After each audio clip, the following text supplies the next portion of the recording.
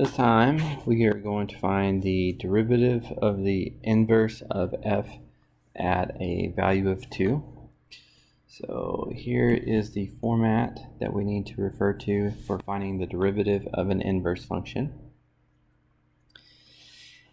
And well, I guess first what we should do is make sure that it is going to have an inverse function. So if I knew what this graph looked like, I could make sure that it's 1-to-1, meaning I could just see that it passes the vertical line test and horizontal line test. I don't know what this looks like, and I'm guessing I'm going to try to do this without a calculator. So another thing that we can do is we're going to need, you can see we're going to need the derivative anyway. So if we take the derivative, we get that. And this can be helpful because since the derivative is representing the slope of this line, you need to see for any value of x, this is always positive. Whether x is 0, this is positive, x is positive, this is positive, or x is negative, this is positive. So if the slope is always positive, the function's always going up, so it would certainly pass the vertical and horizontal line test. So even though I don't know exactly what it looks like from the derivative, I can see that it is always increasing. So each x and each y should be unique. So it is 1-to-1. This does have an inverse function.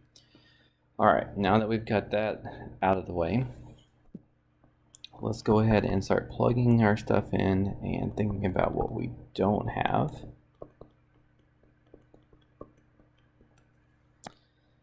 So we're going to want to figure out when x is 2. So I need to know what is the derivative, or I'm sorry, what is the inverse function when x is 2. So I don't know what the inverse function is, and if I was to swap x and y and solve for y on this question, that's not easy to do algebraically because we would have some y to the thirds and a y over here.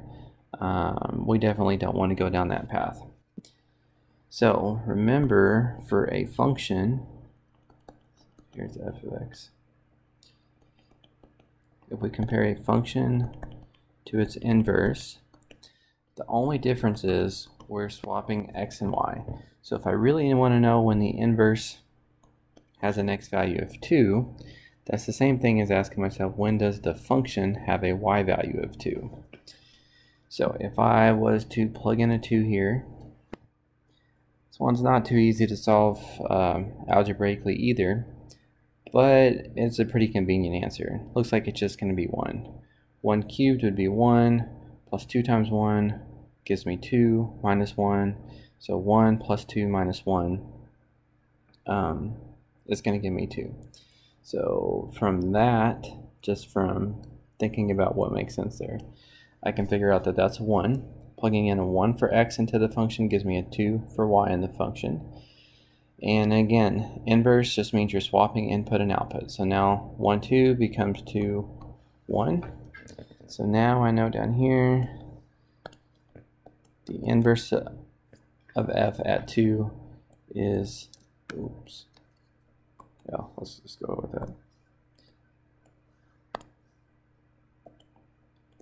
The inverse, the inverse of f at 2 is 1. So now I've got it down to 1 over the derivative of 1, and I have the derivative right here. So if I went back and said, wait, let's not plug in x, let's plug in 1, we would get 3 plus 2, which would be 5. So in the end, we get 1/5.